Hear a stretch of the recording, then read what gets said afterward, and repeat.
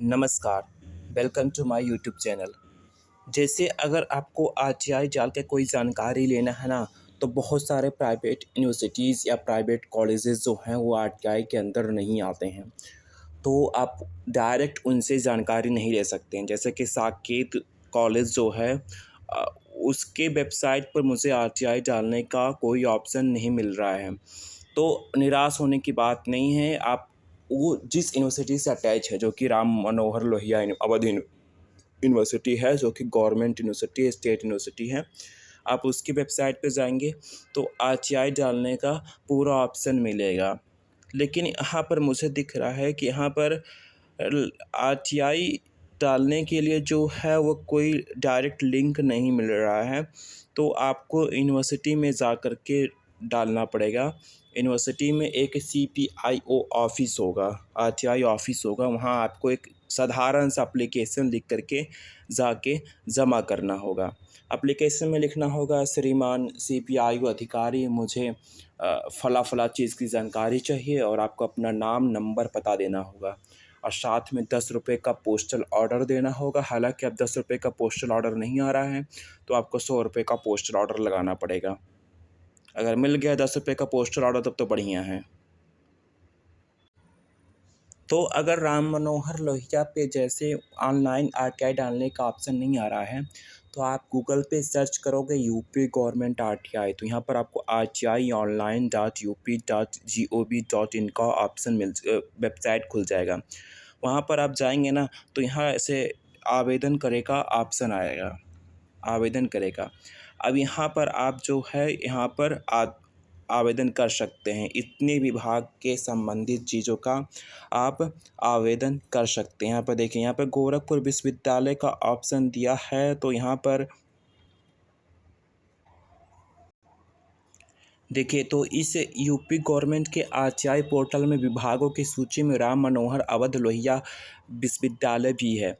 तो आप देखिए, यहाँ पर जब आवेदन करने पे आप क्लिक करेंगे ना, तो आप यहाँ पे सब पढ़ लीजिएगा। फिर यहाँ पे आपको करना होगा, मैंने उपयुक्त दिशा निर्देशों को पढ़ लिया है, हम समझ लिया है, जमा करें हैं पे आप क्लिक कीजिएगा।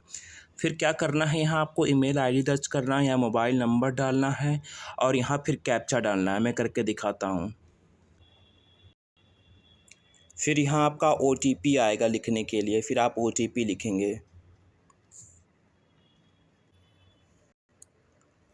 ओटीपी डाल दिए हैं। अब यहाँ से आपको विभाग चयन करना है, तो आप राम मनोहर लोहिया यूनिवर्सिटी का चयन करेंगे।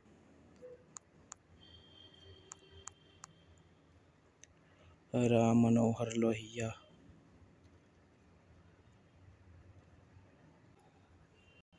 यहाँ आप ऊपर लिख करके खोज सकते हैं या आप यहाँ सेलेक्ट कर सकते हैं। उसके बाद से यहाँ आप अपना नाम लिखेंगे, मतलब कुल मिलाकर आप यहाँ अपनी जानकारी देंगे, पुरुष हैं क्या नहीं, अपना पता डालेंगे, पिन कोड डालेंगे, भारत डालेंगे, उत्तर प्रदेश डालेंगे, ज़िला डालेंगे, शिक्षित डालेंगे, फिर यहाँ अपना फ़ोन नंबर डालेंगे, ईमेल आईडी डालेंगे। फिर यहाँ अगर देखिए, अगर आप गरीबी रेखा से नीचे हैं, बीपीएल हैं, तो यहाँ पर आप डालेंगे यस। फिर आपको पैसा नहीं लगेगा, लेकिन बीपीएल की जो कार्ड है ना, वो डालना पड़ेगा। अगर आप बीपीएल नहीं है तो आपको 10 रुपये डालना पड़ेगा। फिर यहाँ आरटीआई अनुरोध के आवेदन के लिए 5 डालेंगे और यहाँ कैप्चा फिल करेंगे। यहाँ सब कुछ भरने के बाद आपको जमा करना है।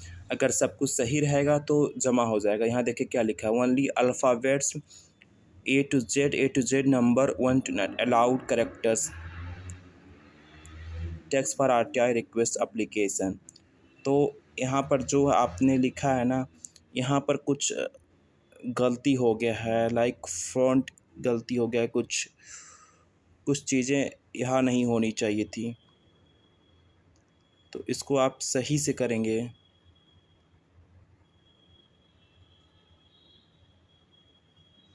फिर यहाँ कैप्चा डालेंगे फिर से। देखिए, यहाँ कैप्चा नहीं डाले ना, तो कैप्चा फिर से डालना पड़ता है अगर आप कुछ एडिट करते हैं तो। कैप्चा बोलते हैं, हाँ कैप्चा ही बोलते हैं। फिर यहाँ ZBNC9M,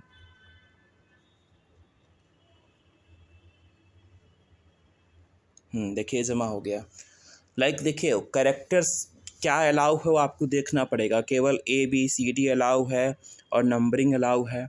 फिर यहाँ आप RTI का भुगतान करेंगे 10 रुपया।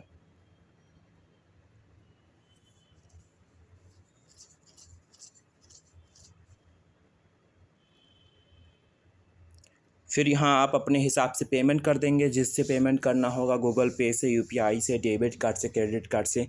आपका RTI एप्लीकेशन सबमिट हो गया, आपको एक मैसेज आएगा रजिस्ट्रेशन नंबर का,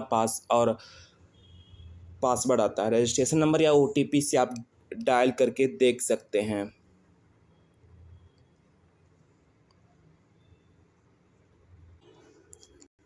फिर आपको मोबाइल नंबर से आपको मैसेज आ जाएगा कि आपके RTI एप्लीकेशन का क्या प्रोसेसिंग हुआ। फिर आप इसी वेबसाइट पर आकर के स्टेटस व्यू करके आप देख सकते हैं कि आपके RTI का रिप्लाई क्या आया है। बताते हैं कैसे।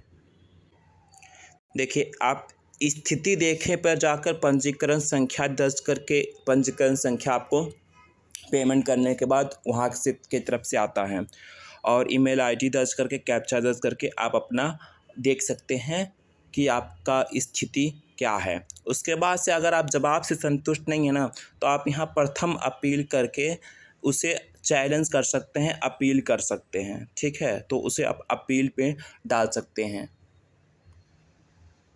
अगर अगर आपको स्टेट गवर्नमेंट की जानकारी चाहिए थी तो आप उसकी वेबसाइट पे गए RTI डालने के लिए, और अगर आपको सेंट्रल गवर्नमेंट का जानकारी चाहिए तो आप RTIonline.gov.in पर जाएंगे, तो आपको यहाँ इसके विभागों से संबंधित सारी जानकारी मिल जाएगी। यहाँ पर देखिए व्यू स्टेटस, सबमिट, सारा चीज़ें दी हुई है ना यहाँ पर। तो आप इसके वेबसाइट पर जा कर के, मतलब सेंट्रल गवर्नमेंट की वेबसाइट पर जा कर के आप सेंट्रल गवर्नमेंट वेबसाइट पे जा करके उसको, उसके वही सेम प्रोसेस है, आप इसके विभागों से संबंधित जानकारी ले सकते हैं।